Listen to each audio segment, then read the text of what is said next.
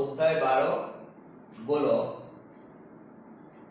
কোষে দেখি 12 question number 3। দেখো প্রশ্নটা কি আছে একটু পড়ে নাও। স্কুলে শর্টপাট খেলার জন্য যে বলটি ব্যবহার করা হয় তার ব্যাসের দৈর্ঘ্য দেওয়া আছে 7 সেমি। বলটিতে কত ঘন সেমি লোহা আছে তা হিসাব করে লিখি। গোলকের ব্যাস প্রদত্ত আছে 7 সেমি। প্রশ্ন রয়েছে গোলকটিতে কত ঘন সেমি লোহা আছে। তাহলে গোলকটিতে লোহার পরিমাণ নির্ণয় করতে হলে আমাদেরকে গোলকের আয়তন নির্ণয় করে নিতে হবে।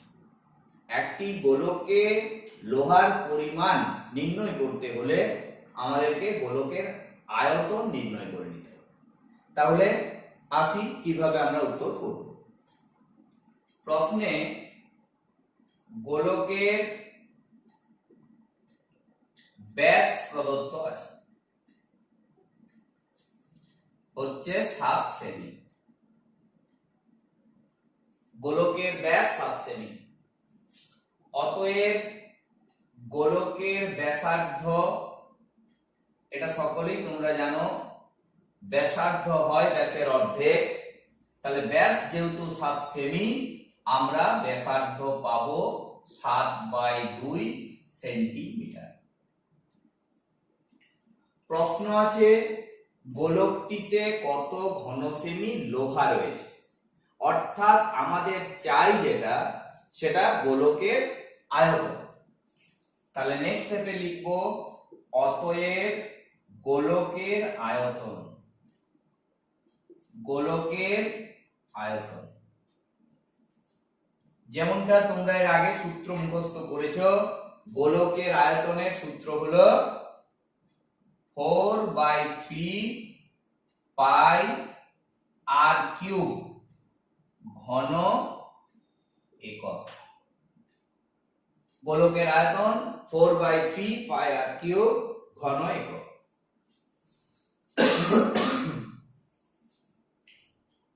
সমান 4/3 ইন্টু পায়ের মান তোমরা জানো 22/7 ইন্টু আর।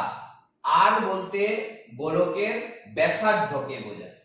আর বলতে আমরা গোলকের ব্যাসার্ধকে বুঝি, যার মান 7/2। তাহলে ইন্টু লিখো 7/2 ইন্টু 7/2 ইন্টু 7/2 আর কিউব। আর এর ঘন থাকার জন্য 7 2 অর্থাৎ আর এর মান আমরা 3 বার বসিয়ে নিলাম। পাশে একক অবশ্যই লিখতে হবে, ঘন সেন্টিমিটার। একক না লিখলে পরীক্ষায় কিন্তু 1 নাম্বার তোমাদের কেটে নেওয়া হবে। সমান কাটাকুটি করো, 7 7 কেটে গেল, 2 2 এর 4 কাটছে, 2 এর সাথে 2 কেটে গেল, 2 11 22 হলো। কাটাকুটি করার পর প্রাপ্ত ফল দাঁড়ালো 11 ইন্টু 7 ইন্টু 7 বাই নিচে দেখো থাকলো 3 ঘন সেমি।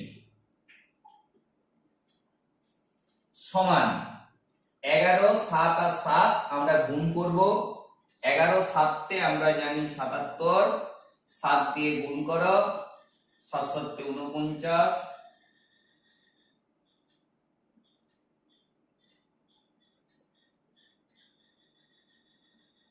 539 পেলাম বাই 3 ঘন সেন্টিমিটার। সমান এটাকে তোমরা পূর্ণ করে নাও, পূর্ণ করে নিতে পারো তোমরা 3 দিয়ে ভাগ করে।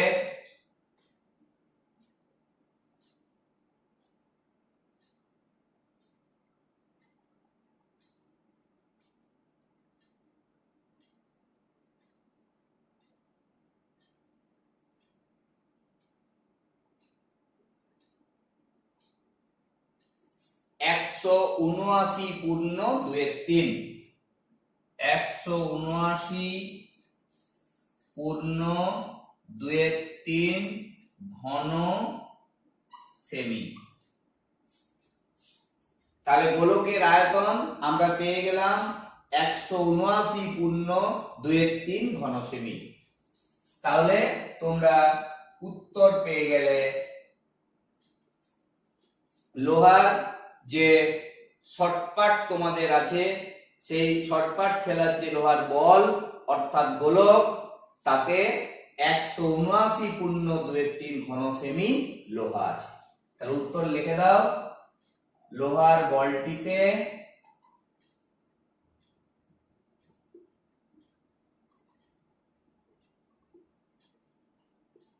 179 পূর্ণ 2/3 ঘন সেমি লোহা আছে। লোহার বলটিতে 179 পূর্ণ 2/3 ঘন সেমি লোহা আছে।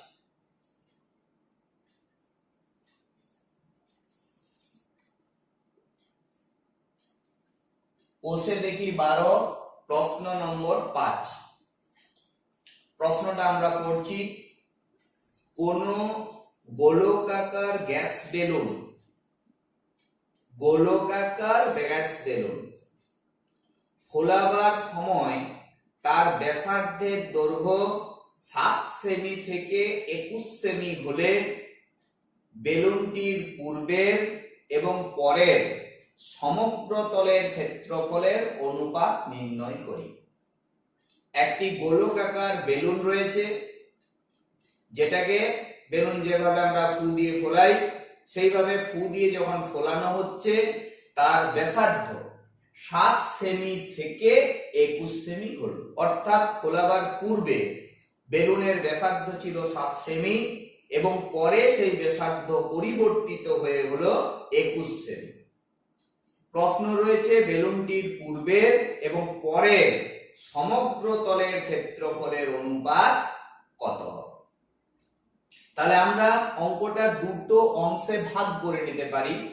একটা হচ্ছে বেলুনটি ফোলানোর পূর্বে এবং বেলুনটি ফোলাবার পর, পূর্বে এবং পরে।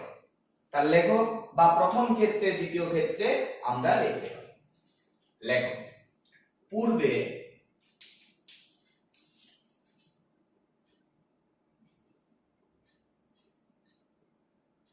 বেলুনটির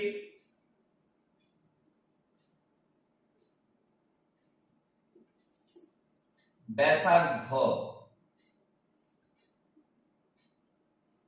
সমান 7 সেন্টিমিটার।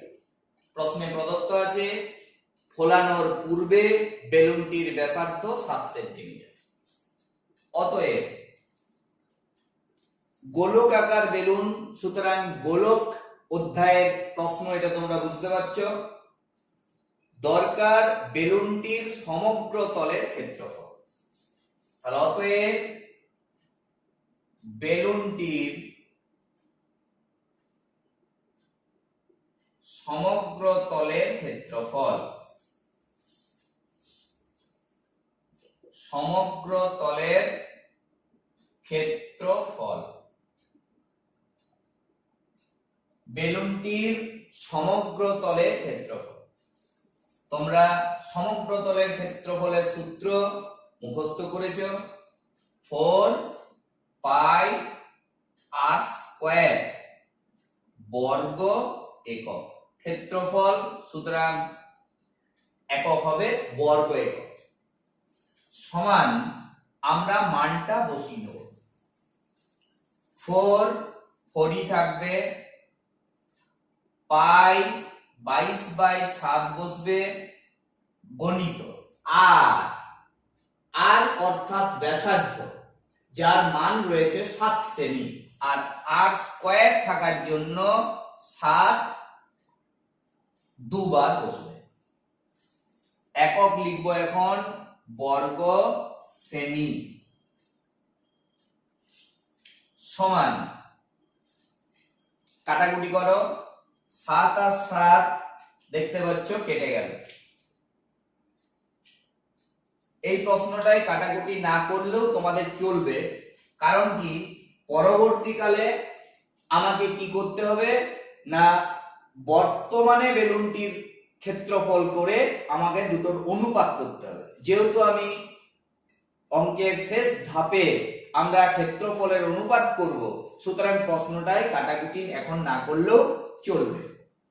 নেক্সট লাইনে আমরা চলে যাই পরে, অর্থাৎ ফোলানোর পর।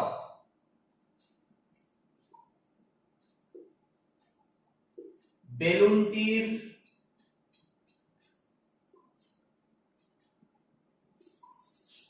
ব্যাসার্ধ হয়, প্রশ্নে দেওয়া আছে দেখো, ফোলানোর পর বেলুনটির ব্যাসার্ধ হয় 21 সেমি।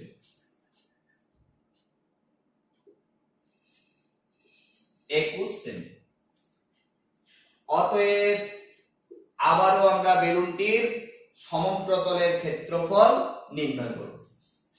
আবার লেখো যে অতএব বেলুনটির সমগ্র তলের ক্ষেত্রফল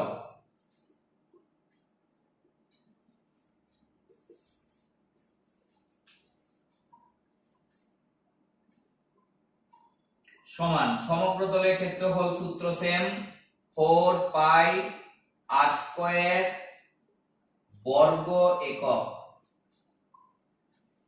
সমান মান বসিয়ে দিই 4 ইন্টু 22/7 ইন্টু আর। এখন আর এর মান হচ্ছে 21 সেমি।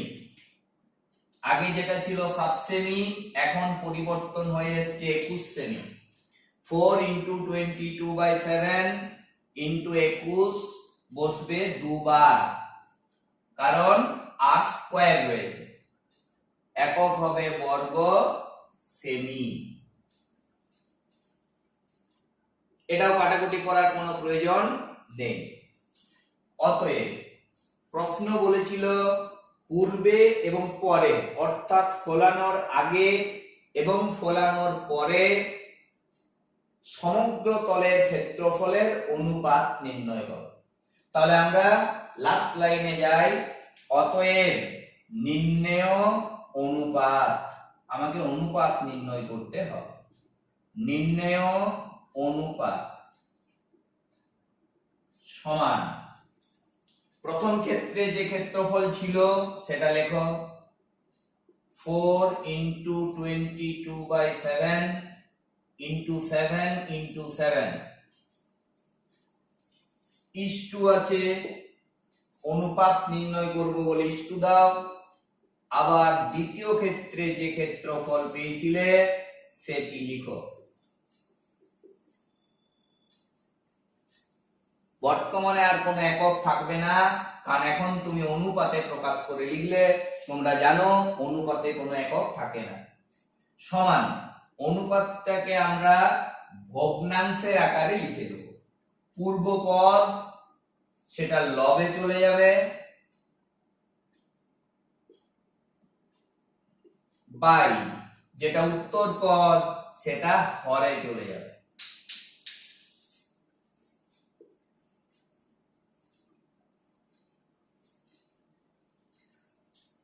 ফোর কেটে গেল, 22/7 কেটে গেল, 7 3 21 পেলাম, 7 3 21 পেলাম, উপরে পেলাম 1, নিচে হলো 9, অনুপাতে লিখলে পাবে 1:9। তাহলে আমরা নির্ণেয় অনুপাত পেয়ে গেলাম 1:9। অর্থাৎ বেলুনটি ফোলানোর আগে এবং পরে তার সমগ্র তলের বা বক্রতলের ক্ষেত্রফলের অনুপাত দাঁড়ালো 1:9। প্রশ্নটা একটু লক্ষ্য করার বিষয় আছে। বিষয়টা হলো পূর্বে ব্যাসার্ধ কত ছিল? 7 সেমি ফোলানোর আগে। ফোলানোর পর সেই ব্যাসার্ধ হলো কত সেমি? 21 সেমি। লক্ষ্য করো ব্যাসার্ধ কত গুণ বৃদ্ধি হলো। হ্যাঁ, তোমরা ঠিকই ভাবছো, বেলুনের ব্যাসার্ধ ফোলানোর পর 3 গুণ বৃদ্ধি হয়েছে, 7 থেকে 21, অর্থাৎ 3 গুণ বৃদ্ধি হয়েছে।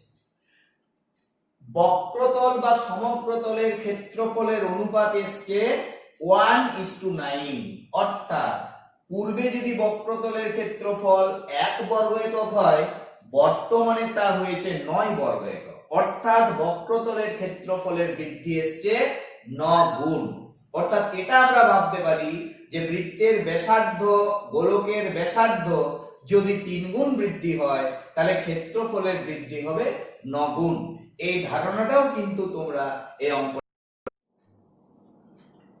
কোষে দেখি 12, কোশ্চেন নম্বর 8।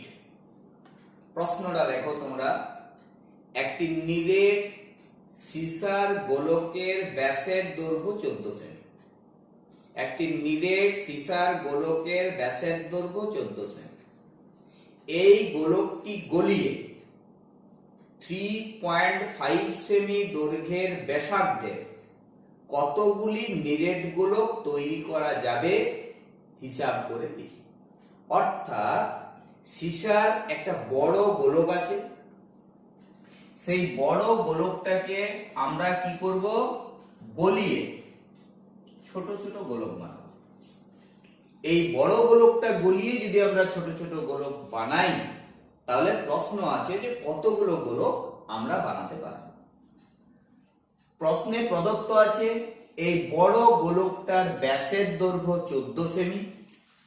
এই বড় গোলকটার ব্যাসের দৈর্ঘ্যটা আমার দেওয়া আছে 14 সেন্টিমিটার, এবং ছোট গোলকের ব্যাসার্ধ দেওয়া আছে, একটা ব্যাস দেওয়া আছে, একটা ব্যাসার্ধ দেওয়া আছে। লক্ষ্য করবে এই ব্যাসার্ধের দৈর্ঘ্যটা হলো 3.5 সেন্টিমিটার। এই বড় গোলককে আমরা গলিয়ে দেবো, ছোট ছোট গোলক বানাবো। কতগুলো গোলক বানাতে পারবো? প্রশ্নটা পড়ে তোমাদের প্রথমেই যে আইডিয়াটা নিতে হবে সেটা হচ্ছে, যেহেতু এই গোলকটা গলিয়ে আমরা ছোট ছোট গোলক বানাচ্ছি, সুতরাং এখানে আয়তন সংক্রান্ত একটা প্রশ্ন। কারণ এই গোলকে কতটা সীসা আছে আমার সেটা দরকার। একটু আগেই দেখবে আমরা একটা প্রশ্ন করেছিলাম, যেখানে একটা লোহার বল, সেই লোহার বলে কত লোহা আছে নির্ণয় করো বলা হয়েছিল। সেখানে আমরা কি করেছি? লোহার বলের আয়তন নির্ণয় করেছি। তাহলে এটা একটা আয়তন সংক্রান্ত অঙ্ক। এই ধারণাটা তোমাদের থাকা দরকার যে কোনটা আয়তন এবং কোনটা ক্ষেত্রফল সংক্রান্ত অঙ্ক। তাহলে আমরা প্রথমেই কি করব? বড় গোলকের আয়তনটা বের করব, এবং বড় গোলকের আয়তন নির্ণয়ের পর আমরা ছোট গোলকের আয়তনটাও বের করে নেব। দুটো প্রাথমিক কাজ আমরা আগে সেরে ফেলব। লেখো বড় গোলকের ব্যাস। প্রশ্নে যেটা আছে বড় গোলকের ব্যাস, বড় গোলকের ব্যাসের দৈর্ঘ্য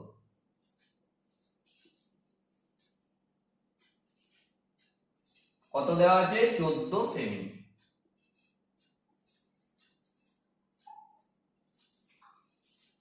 অতএব বড় গোলকের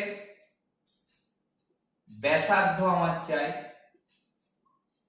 ব্যাসার্ধের দৈর্ঘ্য।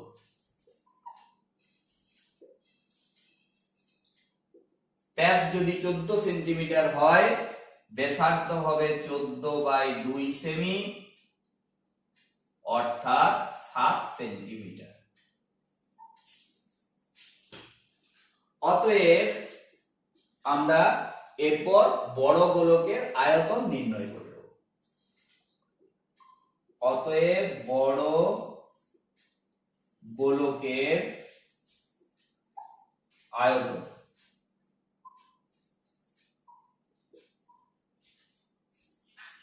যেমনটা তোমরা আগে জেনেছো, গোলকের আয়তন নির্ণয়ের সূত্র 4/3 পাই আর কিউব ঘন একক সমান আমরা মান বসিয়ে দেব। 4/3 থেকে গেল, ইন্টু পাই। পায়ের মান তোমরা জানো 22/7 ইন্টু আর, আর অর্থাৎ ব্যাসার্ধ। দেখো ব্যাসার্ধের দৈর্ঘ্য হচ্ছে 7 সেমি, তাহলে এখানে আমরা 7 ইন্টু 7 ইন্টু 7, কবার 7 বসিয়ে দিলাম? 3 বার, কারণ আর কিউব রয়েছে। একক থাকবে তোমাদের ঘন সেমি। ব্যাস, তাহলে আমরা বড় গোলকের আয়তন পেয়ে গেলাম। এরপর এই বড় গোলকটা গলিয়ে দিলে তোমরা এই এত ঘন সেমি সীসা ধাতুটা পাবে। এখন এই গোলকটা গলিয়ে আমি কি করব? কিছু ছোট ছোট গোলক বানাবো। তাহলে আমাকে এরপর দেখে নিতে হবে যে ছোট গোলক, একটা ছোট গোলক বানাতে গেলে আমার কতটা ধাতুর প্রয়োজন রয়েছে সেটা নির্ণয় আমি করতে গেলে ওই ছোট গোলকটার আয়তন আমাকে জেনে নিতে হবে। তাহলে পরের স্টেপ আমরা ছোট গোলকের ব্যাসার্ধ, তার থেকে ছোট গোলকের আয়তন নির্ণয় করব। লিখো, ছোট গোলকের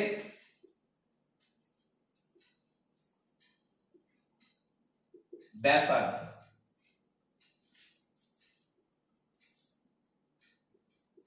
সমান 3.5 সেন্টিমিটার।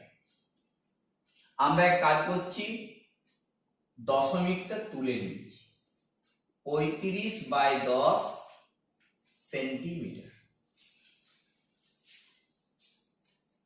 অতএব ছোট গোলকের আয়তন সমান, সূত্র একই, 4/3 পাই আর কিউব,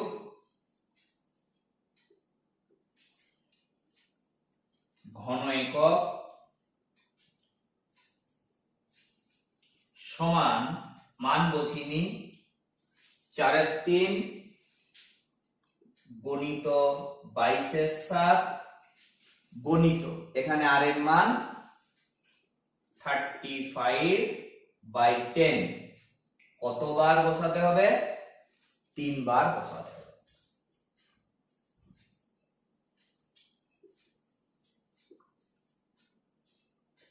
এত ঘন সেমি।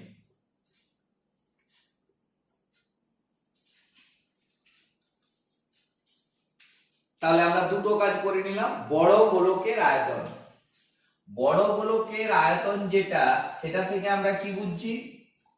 যে বড় গোলকটা গলিয়ে দিলে আমরা এত ঘন সেন্টিমিটার সীসা ধাতুটা পাবো।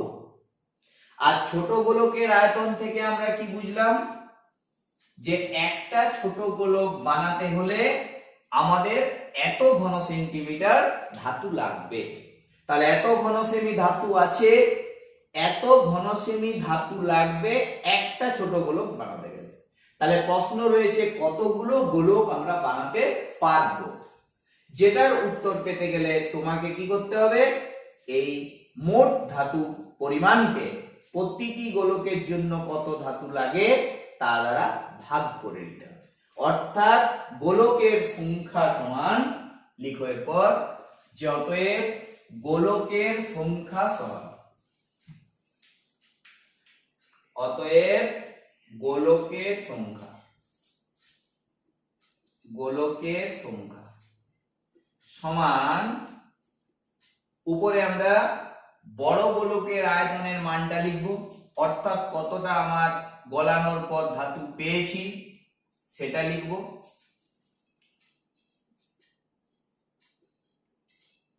বাই নিচে একটা ছোট গোলক বানাতে হলে যত ধাতু লাগে সেই ধাতুর পরিমাণটা, অর্থাৎ ছোট গোলকের আয়তনটা আমরা নিচে লিখব।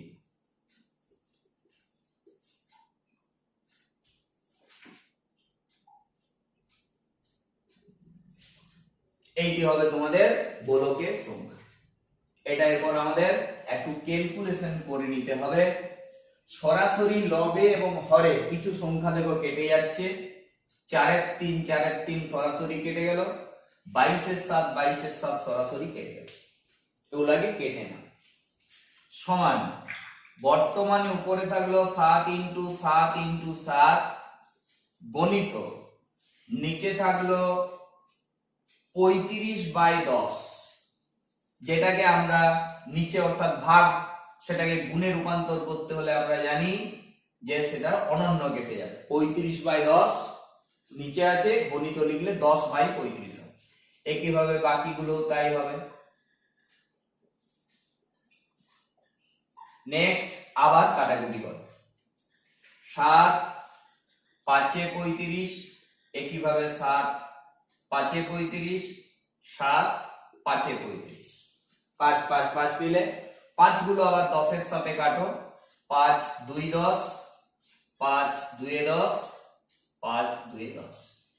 তাহলে আমরা মান পেলাম 2 × 2 × 2 সমান হলো 8। অর্থাৎ 8টা গোলক তুমি ওই বড় গোলকটি গলিয়ে বানাতে পারবে। আশা করি অঙ্কটা তোমাদের কাছে পরিষ্কার হয়েছে। অঙ্কটা কিন্তু একটা পরীক্ষায় পড়ার মতোই ইম্পর্টেন্ট একটা অঙ্ক।